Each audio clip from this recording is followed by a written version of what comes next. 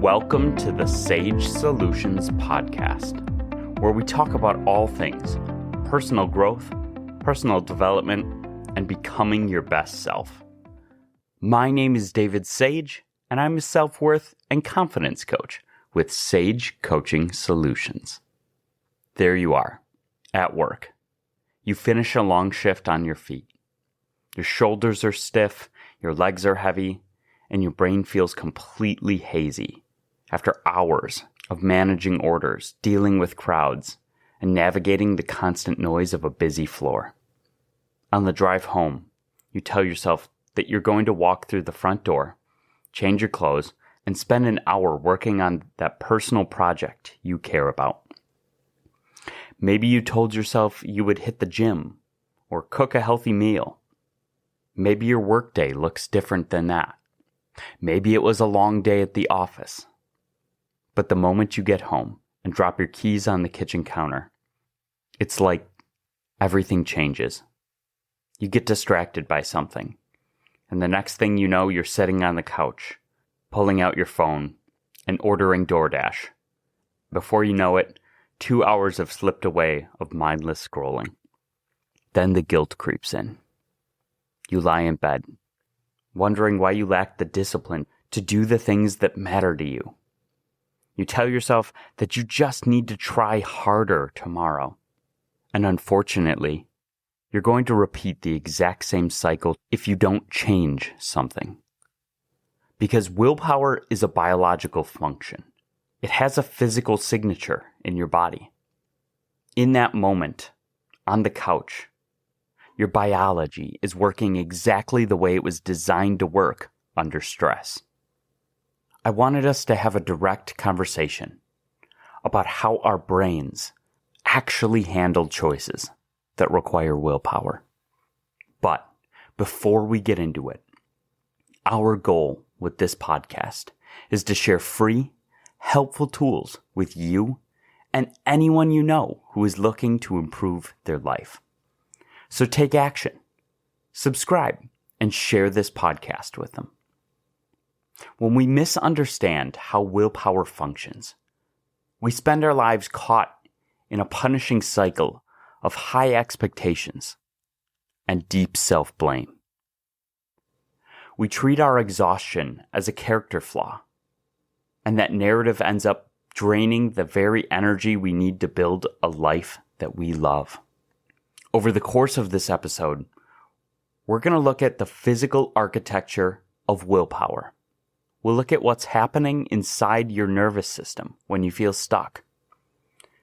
And we're going to establish a new way to treat your energy so you can finally make consistency feel real. Willpower is a little bit of a tough topic because it falls in this interesting gray zone where it's not the frontline defense. It's not what you want to rely on. But we all have to use it. So it still makes a huge difference.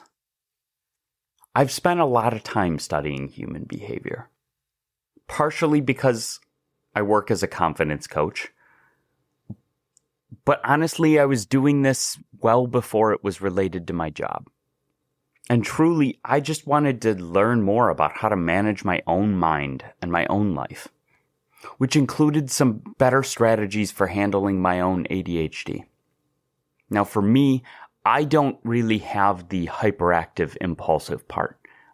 I've fallen much more on the attention deficit distraction side of things, which often gets in the way of getting things done. One of the hardest things in human behavior is the gap between intending to do something and actually doing it, which can sometimes feel like a physical wall. I spent years thinking I just need to be tougher. I thought I needed to find some hidden reserve of raw dominance to push through the fog. And don't get me wrong, activation energy and getting yourself over the hump is a big part of action. But successful people don't just have this unending reserve of motivation. They figure out systems and build muscles that streamline things and help them create the life that they want. Willpower is an essential part of that plan. But my understanding of willpower didn't really take off until I read Kelly McGonigal's book, The Willpower Instinct. It completely shifted how I look at my daily choices and willpower in general. She outlines that willpower is an evolutionary instinct. It's hardwired into us. It's a physical state, often referred to as the pause and plan response.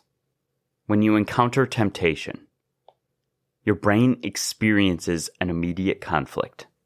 Your innate drive for survival wants the quick reward right now.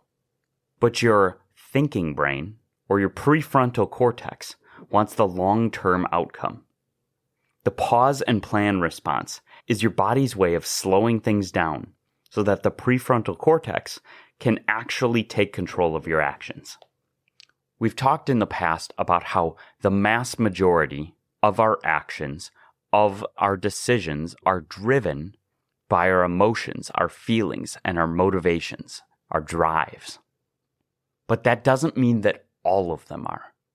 There are times where our thinking brain can take over, especially when we don't have a strong drive, and that thinking brain may help us make smarter decisions. Or when we're really just thinking about a math problem and figuring it out, there's not a lot of emotion going on there. But as far as actions go, we can have our thinking brain take over despite the fact that we don't have a drive to take action, or we have a drive to do something else. Our thinking brain can help us use willpower to get ourselves to take action or to prevent us from doing something else. Kelly also talks about how it's most helpful to split willpower into 3 categories. I will power, I won't power, and I want power. The I will power of willpower is trying to use your willpower to get yourself to do something that you want to do. You're using your prefrontal cortex and your willpower to get yourself to do the thing, to take action. I won't power is the opposite. The I won't power is when you use your willpower to stop yourself from doing a thing. Not eat the cookie. Not scroll on TikTok. Not do whatever immediate gratification that you're trying to avoid. And lastly, she talks about I want power. This is a little different than normal willpower. It's a form of willpower that's driven by what you really want in the long term. It's when you summon up willpower to protect your why. And it goes hand in hand with resolve. There's some great research by a psychologist named Suzanne Segerstrom that explains how this works on a biological level. She brought participants into a lab and placed 2 plates in front of them. One plate had fresh, warm chocolate chip cookies. The other plate had raw radishes. She asked one group of people to resist the cookies and only eat the radishes. While they were sitting in there, exercising their willpower, she tracked their physiology. What she discovered was remarkable. The individuals who successfully resisted the warm cookies and ate the radishes showed a significant increase in their heart rate variability. So let's look at what that actually means for your daily life. Heart rate variability is the measurement of the fluid millisecond changes in between consecutive heartbeats. When you're under intense stress or running on empty, your heart beats like a metronome. It becomes very rigid and uniform. But when your parasympathetic nervous system is activated, your heart rate variability goes up. It's a sign that your body is calm, flexible, and capable of handling pressure. Segerstrom's data showed that willpower is a measurable physical resource. And she's not the only one. there's a scientific consensus that willpower and heart rate variability are highly correlated. High heart rate variability provides the physiological fuel your prefrontal cortex needs to say no to immediate gratification. Now, there's a series of different trackers like the Apple Watch or really any other smartwatch at this point, and I think the Oura Ring, that all do a good job of tracking your heart rate variability. I personally use both the Oura Ring and an Apple Watch, Oura Ring at night, Apple Watch during the day, to keep up on my health scores surrounding things like sleep and exercise, but I also use them to measure my heart rate variability. Because this metric tells me exactly how recovered my nervous system is from the day before, which has a direct correlation to my maximum willpower. If I had a late night, if I ate a heavy meal right before bed, or if I'm deeply stressed about a project, my numbers drop. And on those days, I notice something that is unfortunately entirely predictable. My patience is shorter, my focus drifts, and my ability to resist easy distractions is incredibly low. Since we know that willpower and heart rate variability are directly correlated, what are the things that you can do to improve your heart rate variability? Well, turns out there's 3 things that have a major impact on your long-term heart rate variability. Number 1 is exercising. Exercising is the single biggest thing you can do during the day to improve your heart rate variability. Regular exercise has a massive impact on improving your heart rate variability, and at the same time, often requires you to use some willpower building your willpower muscle. Second is the most important thing you can do at night, which is getting enough sleep. Your length of sleep and the quality of your sleep have a massive impact on your heart rate variability. Making sleep a priority improves your heart rate variability and improves your willpower for many different reasons. And lastly is mindfulness, specifically mindful meditation. Meditation has been shown to improve heart rate variability a significant amount. And the actual practice of meditation often requires willpower, strengthening your willpower muscle, just like exercise. So remember, exercise, sleep, and meditation can all dramatically improve your heart rate variability, giving you more overall willpower. We've been taught to look at discipline and grit and willpower as moral issues. We look at someone who eats well and exercises daily, and we assume that they must be morally superior, a good person. We look at our own struggles and assume that we are fundamentally weak and bad. But the science tells a completely different story. It shows us that your ability to make high-quality decisions is directly tied to the state of your biology. We often visualize our discipline as a cup of water, a cup that only empties. And some of the early research on willpower supported this. So you take this cup of discipline, and as you make decisions throughout the day, the water level drops. You avoid the cookie, pour a little out. You choose to go to the gym, pour some more out. You choose the healthy option, pour even more out, and before you know it, the cup is totally dry. Once the water is gone, the cup sits there, useless, until you fill it back up. However, this isn't actually the way that discipline works. Using discipline does deplete it, but it's not so clean cut that you have a set amount and then it's out. When we talk about filling up your cup on this podcast, I'm not really talking about discipline. Though doing the things that will fill you up should put you in a situation where you would have more willpower. Filling up your cup is about taking care of yourself so that you can pour into yourself and especially so that you can pour into others. And the other major metaphor that I tend to use is that life is like a muscle. Any skill and most traits are built just like you would a muscle. Willpower is no different. When you view your energy and your willpower as a cup that gets empty, it leaves you entirely dependent on external circumstances to feel motivated again. So we're going to look at a different model. And surprise, surprise, this model views willpower as a physical muscle. Now, yes, willpower can be built and get stronger over time, just like a muscle, just like grit, and just like patience. It follows the same logic. However, the muscle metaphor is actually twofold when it comes to willpower. When you go to the gym and lift heavy weights, your muscle tissues fatigue and break down. The more that you use them, the more that you strain them, the more that they fatigue. Your arms can get to a point where they shake. You can literally reach a point of failure where you physically cannot lift weights again for that day. And the muscle requires time to recover.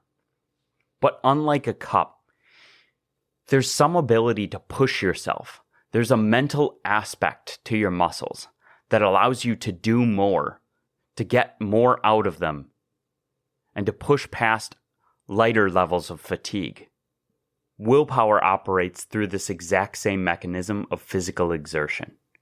As you let it rest, just like a muscle, some of it comes back, and you can push yourself to get more out of the same muscle, unlike a set amount of liquid in a cup.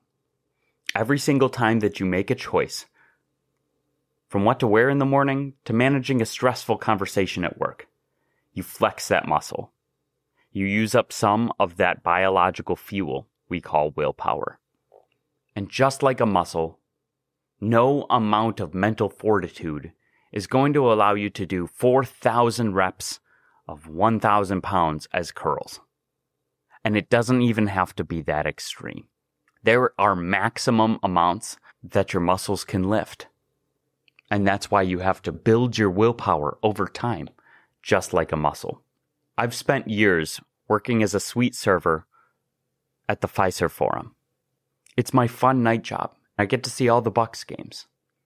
And that's far from the first serving job I've ever done. Carrying heavy trays of food around a busy restaurant for hours can be a demanding job. By the end of a double shift, making a simple decision about what to eat often felt exhausting. My willpower muscle was fatigued. My brain was running on empty and looking for the easiest possible reward. The beautiful part of this muscle framework is the reality of adaptation. A fatigued muscle adapts and grows. You go home, you eat some nourishing food, you get a good night's sleep. The muscle repairs itself and grows denser, stronger. The next time you go to the gym, that same muscle can handle a heavier weight. Consistent training builds a stronger muscle. You can expand your capacity for willpower. You just need to give your body the physical fuel and the rest that it needs to build it back up. That's right. The number one way to build your willpower is to use it. Now, this can seem a little paradoxical because you're probably not going to want to use it all willy-nilly and waste it for when you really need it. But whenever you have extra willpower at the end of the day, especially if you build good systems so that you don't have to use it as often, try and find ways to utilize your willpower to keep that muscle strong and to keep building it stronger and stronger. Now, because we realize that willpower works like a muscle in two different ways, and one of those ways is that it gets depleted and fatigued, it's the main reason why willpower is not the frontline mechanism. We don't utilize willpower as our main strategy. Willpower is amazing. The more of it you have, the better. But we don't want to rely on willpower because you can only use so much of it. If you want to accomplish the things in your life, you have to use other mechanisms. You have to rely on powerful drivers like resolve. You want to utilize things like changing your state to put yourself in a position to do the things without having to rely on the willpower. You're going to have to think about your why. You're going to want to reduce the friction, because the less friction that you put in an environment, the less willpower you need to do the thing you want to do. And the more friction you put around the things you don't want to do, the less willpower it takes to not do them. I like to picture it like a goalie. You would never play a soccer game with just a goalie as your only player. The goalie is pretty much never going to score a goal on the opponent. You need defenders. You need people who are playing offense, and you need people who are helping defend the goal. Quite literally, the rest of the team. But trying to have no willpower is like a team trying to play without a goalie. You still want that powerful last resort defense that you can kick in when you need it. That is willpower. And speaking of growing your muscles, growth is what happens when insight becomes practice. So we're going to build our willpower muscles using 3 specific zero-cost steps.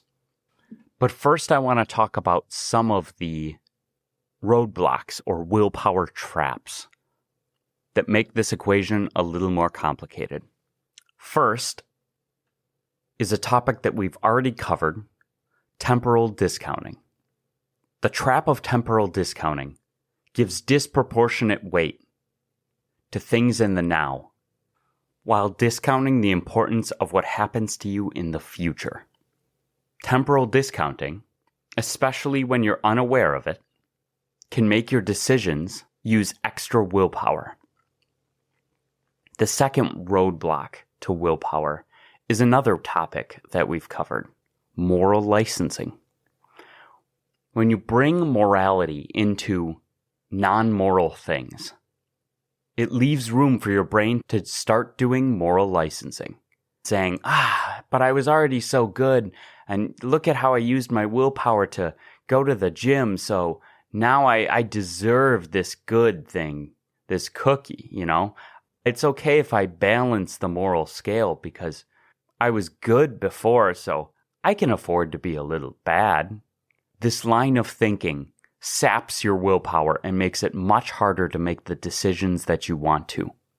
Remove the morality from it and remind yourself why you're doing it, to take away the power of moral licensing.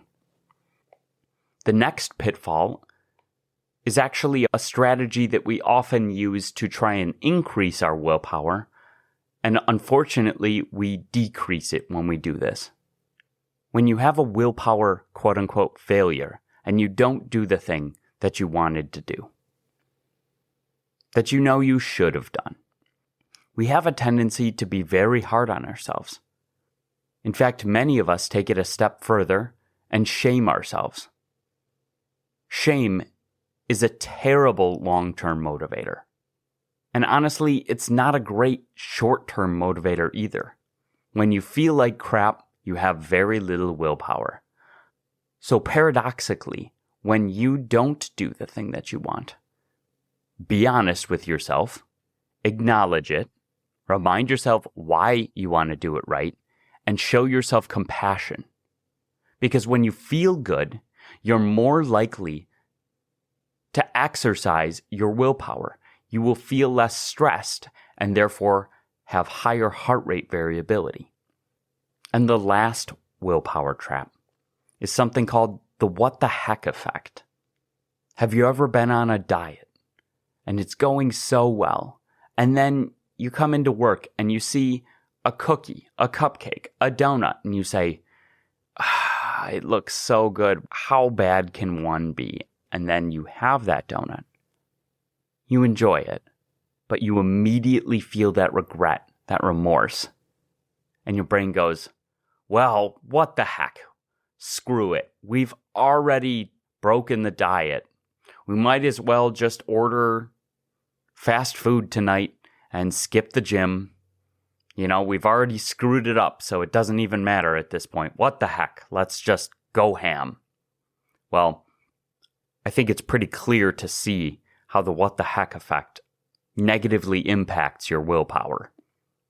You're basically making the decision that because you didn't succeed with your willpower one time, you might as well just throw the willpower out the window. This is a complete logical fallacy. It's another situation where your brain is just trying to trick you into not using your willpower and just going for instant gratification. So remember, temporal discounting, moral licensing, shaming yourself, and the what the heck effect are all willpower traps that we need to be aware of to get the most out of this muscle. So now we're going to get into the 3 specific zero-cost steps to increasing your willpower. First, we're going to train your biology. Since heart rate variability is the physical reserve of your willpower, increasing it gives you an immediate biological advantage. The fastest way to influence this metric in real time is through your breath. Kelly McGonigal suggests slowing your breath down to around 4 to 6 breaths per minute. If you were to inhale for 5 seconds and exhale for 5 seconds, that'll put you at about 6 breaths per minute. I also recommend making your exhale longer than your inhale. It signals safety to your nervous system, calms you down, and activates your parasympathetic nervous system. Rest and digest. If you do this 6 breath per minute breathing strategy for 3 minutes every day, it should have a beneficial effect on your heart rate variability and increase your willpower. Now, the best way to do it is to find a quiet place, sit in a chair, and breathe down into your stomach. This also helps shift your nervous system out of a state of stress. It manually activates your pause and plan response. You're literally giving your brain the biological fuel to make better choices. And by simply choosing to do it, you're actually flexing your willpower muscle, helping build it over time. Now, I framed it without having to do the thing I'm about to say, so that you can do it anywhere. But one of the best ways to do this is to just meditate. By meditating and focusing on your breath, using this breathing cadence, you get the benefits of meditation and the breath work simultaneously. While the breath work will help your heart rate variability in the moment and decrease your stress, meditation improves it over the long term. And both are using your willpower to build the muscle of willpower. Think of heart rate variability like the fuel and willpower like the muscle. Second, identify your core reason. As we talked about earlier, McGonigal calls this your I want power. When you face a moment of temptation, your brain needs a compelling, clear reason to do the hard thing. You need to write down one highly specific long-term goal. Maybe keep it on your phone or on a sticky note in the exact same place where you make your hardest decisions. When the willpower muscle starts shaking, you read that note. You remind your brain exactly why the heavy lift matters. Now, what we're really talking about here is resolve. Instead of relying on willpower for your goals, rely on your resolve, your why, to push you through. And then utilize your willpower whenever it falters. By aligning your resolve and your willpower, you tap into the I want power of willpower and continue to use it and build it like a muscle. And third, practice immediate self-compassion. I think one of the hardest parts of personal growth is recognizing how guilt and shame affect your biology. When you feel shame about missing a goal, your stress levels spike, your heart rate variability drops. Your brain immediately seeks a dopamine hit to soothe the stress. The biological reaction usually leads you right back to the exact habit you were trying to break. Self-compassion means staying honest with yourself while treating yourself with respect. Acknowledging that you are human allows your nervous system to stay calm and resilient. It keeps your prefrontal cortex online so that you can make better choices the next time. A great quote from the Willpower Instinct is, "Willpower is a biological instinct, like stress, that evolved to protect us from ourselves." You're completely capable of building a stronger willpower muscle. You just need to give it the proper training and recovery before you ask it to perform these heavy lifts. The best step that you can take today is to practice 3 minutes of slow, paced breathing before your most difficult task. Take a breath, give yourself some grace, and let's go do the work. And remember, you are enough, and you deserve to fill up your inner cup with happiness, true confidence, and resilience. Thank you for listening to the Sage Solutions podcast. Your time is valuable, and I'm so glad you choose to learn and grow here with me. We'd love to hear your feedback, so click the link in the description and let us know what you think. If you haven't already, don't forget to subscribe so you don't miss out on more Sage advice.